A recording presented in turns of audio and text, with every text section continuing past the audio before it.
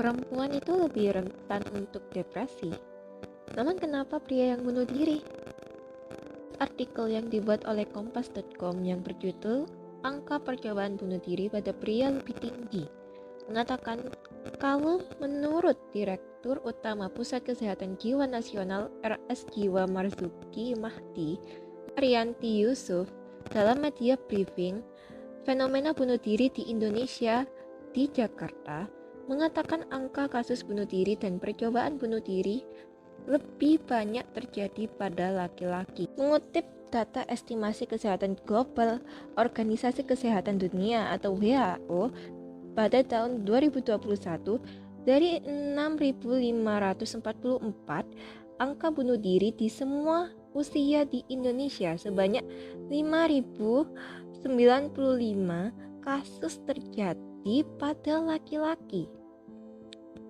Kondisi tersebut juga terungkap dalam data proporsi ide, rencana, dan percobaan bunuh diri pada pelajar SMP dan SMA di Indonesia menurut Global School Based Health Survey atau GSHS pada tahun 2015. Proporsi percobaan bunuh diri pada laki-laki adalah 4,4%, sedangkan pada perempuan sendiri adalah 3,4%. Dan di sini kita akan membahas kenapa hal itu bisa terjadi. Padahal selama ini kita mengenal sosok laki-laki adalah sosok yang tangguh, tidak emosional, dan lebih rasional. Sebelum itu, apakah kita tahu asal mula laki-laki cenderung tidak dianggap emosional atau sensitif seperti perempuan?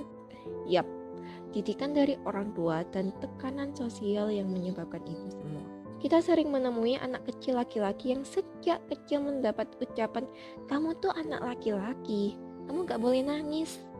Masa laki-laki gini cengeng kayak cewek?" Kan? Dan saya yakin banyak dari kalian yang mendapat omongan tersebut dari orang tua, terutama dari figur ayah. Tidak heran jika kedepannya anak tersebut lebih cenderung memendam dan berakhir dengan temperamen atau kondisi emosi yang tidak stabil. Karena dari kecil sudah diinvalidasi perasaan sedih atau kecewanya dengan omongan-omongan seperti yang saya sebutkan tadi. Emosi bagaikan kelemahan bagi para pria. Menunjukkannya membuat mereka terlihat memalukan. Menunjukkan emosi dan menangis hanya harus dilakukan oleh perempuan. Laki-laki yang melakukan itu pasti lemah, pikir mereka. Tanpa disadari, kita juga pernah melakukan ini. Maka stigma negatif terhadap laki-laki tentang emosi mereka sendiri terus-menerus berlanjut sampai saat ini.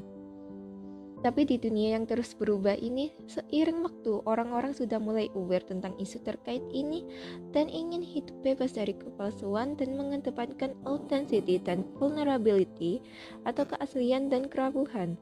Ini adalah era di mana laki-laki juga berhak menunjukkan sisi kemanusiaannya, yakni memiliki kerapuhan dan jujur terhadap segala emosi yang dialaminya.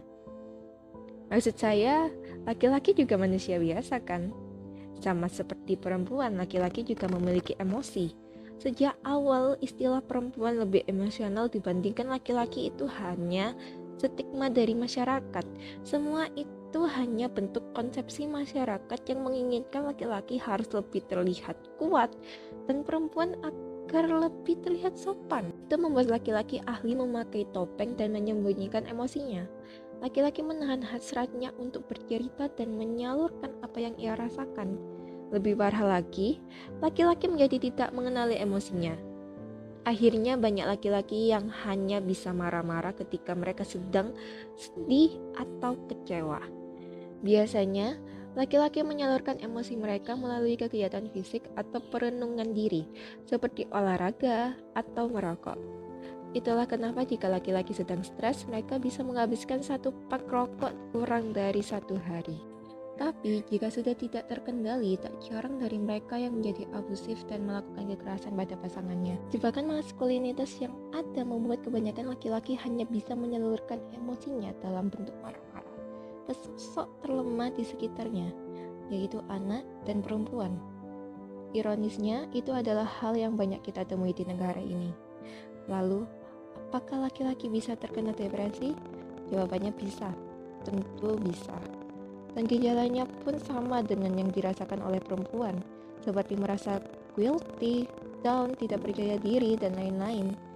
Namun berbeda dengan perempuan, laki-laki tidak memiliki banyak kosakata untuk membahasakan emosi negatif yang mereka alami. Jika ada pun, biasanya mereka menggunakan kata-kata yang mendeskripsikan rasa nyeri di badan seperti dada saya sakit atau tulang punggung saya terasa nyeri, atau malah kata-kata yang agresif seperti saya ingin mukul orang itu, dan lain-lain. Di kasus perempuan, mereka lebih mudah mengungkapkan perasaan mereka seperti saya merasa bersalah atau saya merasa sedih dan sangat kecewa. Sedangkan laki-laki butuh sesi konseling berkali-kali agar bisa membahasakan perasaan mereka yang sebenarnya.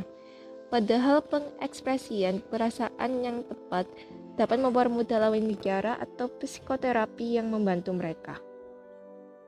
Laki-laki yang mengalami depresi lebih mudah untuk mengalihkan dirinya ke penggunaan rokok, alkohol, dan obat-obatan. Dan dampaknya sudah jelas buruk bagi mereka. Zat-zat itu akan mulai mempengaruhi tubuh dan pikiran mereka. Jika dibiarkan, pengalihan ini akan memperparah depresi mereka. Hal-hal seperti inilah yang membuat depresi pada laki-laki tidak terdeteksi dan tidak tertolong. Maka dari itu, awareness tentang hal ini sangat diperlukan, bahwa menunjukkan emosi adalah sesuatu hal yang normal bagi semua manusia. Emosi tidak memandang gender. Semua orang berhak untuk merasa sedih dan kecewa, dan tidak ada yang berhak menginvalidasi perasaan tersebut. Di dunia yang sedang gila-gilanya ini, semua orang berhak untuk bebas dari segala stigma tentang siapapun yang menunjukkan kesedihan serta kekecewaannya, dan siapapun yang menunjukkan air matanya itu adalah orang yang lemah.